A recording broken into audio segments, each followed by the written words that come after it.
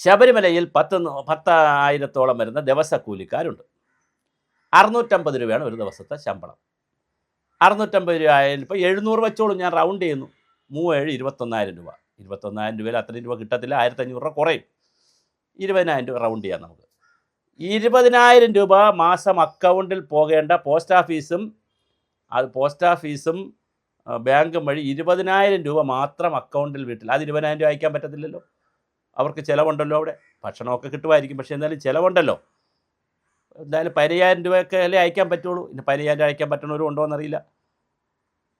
എന്നാൽ 1,00,000-ൽ കൂടുതലാണ് എല്ലാവരും അയച്ചിരിക്കുന്നത്. 1,00,000 മുതൽ മുകളിലോട്ട് 50,000 മുതൽ 1,00,000 വരെയാണ് ഓരോ മാസവും വീടുകളിൽ അയക്കുന്നത്. എവിടെ നിന്നാണ് ഈ പൈസ? അപ്പോൾ അടിമുടി മോഷണം. ഇങ്ങനെ ഒരു സംവിധാനം ലോകത്ത് കാണത്തില്ല. ഏത് ഓഫീസ് എടുത്താലും 5 പേർ. ഇപ്പോൾ RTO ഓഫീസ് എടുത്തെന്ന് വയ്ക്കുക. RTO ഓഫീസിൽ ഇപ്പോൾ ഒരു കക്കൂലിയില്ല, എല്ലാം ഓൺലൈനാക്കി. വില്ലേജ് ഓഫീസ് RTO ഓഫീസ് ഒക്കെ ഇപ്പോൾ താലൂക്ക് എല്ലാം ഓൺലൈനാണ്. അതുകൊണ്ട് ഇപ്പോൾ കക്കൂലിയൊന്നുമില്ല. അവിടെ ഉണ്ടായിരുന്ന കാലത്തും 2 പേരെങ്കിലും കാണും. ഒരു 5 പേരുണ്ടെങ്കിൽ 2 പേരെങ്കിലും കാണും കൈക്കൂലി വാങ്ങിക്കാത്തവർ.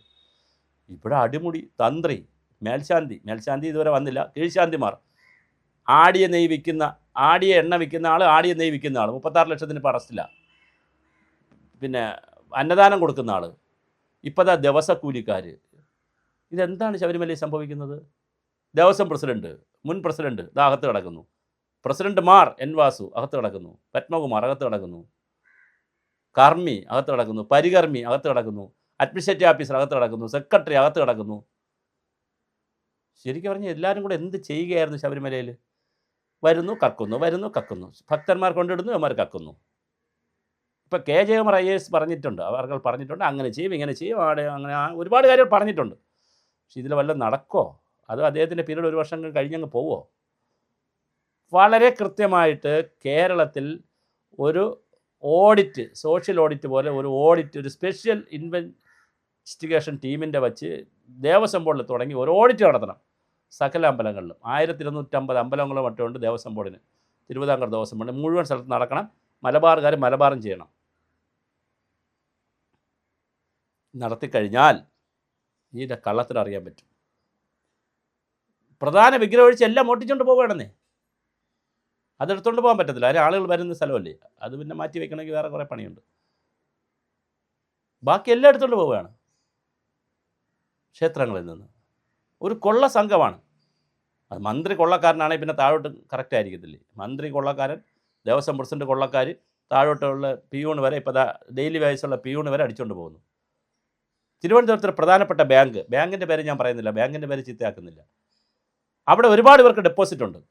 ശ്രീ K. ജയകുമാർ IAS അവർ അവിടുത്തെ ഡെപ്പോസിറ്റ് ഉള്ളവരുടെ സ്റ്റേറ്റ്മെൻറ്റ് എടുപ്പിക്കണം. ദേവസ്വം ബോർഡ് ജീവനക്കാർക്ക് ആർക്കൊക്കെ അവിടെ ഡെപ്പോസിറ്റ് ഉണ്ടെന്ന് ചോദിച്ചാൽ അവരുടെ സ്റ്റേറ്റ്മെൻറ്റ് എടുപ്പിക്കണം. ഒരുപാട് ദേവസ്വം ബോർഡിലെ ഒരുപാട് പേർക്ക് ബന്ധുക്കൾക്ക് അവിടെ ജോലി കൊടുത്തിട്ടുണ്ട്. ആ ബാങ്കിൽ പ്രൈവറ്റ് ബാങ്കാണ്, അതുകൊണ്ട് ജോലി കൊടുക്കാൻ പറ്റും.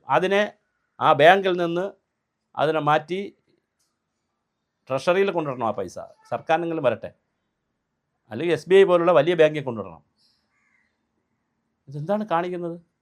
ബാങ്കുകാർ കൊള്ളയ്ക്ക് കൂട്ടു നിൽക്കുക, ഉദ്യോഗസ്ഥർ കൂട്ടു നിൽക്കുക, ദിവസവേതനക്കാരൻ കൂട്ടു നിൽക്കുക, പോറ്റി അതിൻ്റെ പങ്കടിച്ചുകൊണ്ട് പോവുക. ചാക്കിലാണ് പൈസ കൊണ്ടുപോകണത് ഇവരൊക്കെ. എന്ത് ദൈവഭക്തിയാണ്! ഈ ഒറ്റ കാരണങ്ങൾ കൊണ്ടാണ് യുക്തിവാദികളും ശാസ്ത്രകാരന്മാരും ഒക്കെ അമ്പലങ്ങളെ തെറി പറയുന്നത്. കൊള്ള നടക്കുന്നതുകൊണ്ടാണ്.